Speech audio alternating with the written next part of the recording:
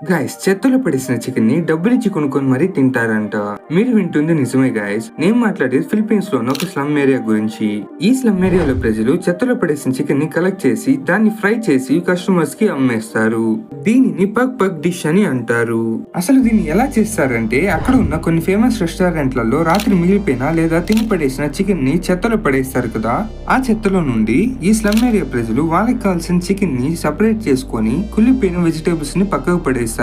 అలా సెపరేట్ చేసిన చికెన్ ని నీళ్ళల్లో 4 సార్లు నీట్ గా కడిగి ఒక కడాయిలో ఆయిల్ ఇంకా ఆనియన్స్ వేసి అందులో ఈ నీట్ గా కడిగిన చికెన్ ని వేసి దాంట్లో వాళ్ళకి కావాల్సిన కొన్ని స్పైసెస్ ని యాడ్ చేసుకుంటారు. తరువాత అందులో ఒక బాటిల్ సాస్ ని పిండేసి దాన్ని నీట్ గా కలుపుతారు. ఎలా అంటే కుదిపి కొమ్మేసి కలేసి మెల్లేసి ఊపేసి ఆపితే అంతే. ఇదిగోండి, మన వేడి వేడి పగ్ పగ్ డిష్ రెడీ అయిపోయింది. దీన్ని ప్లేట్ లో వేసి కస్టమర్స్ కి నీట్ గా సర్వ్ చేస్తారు.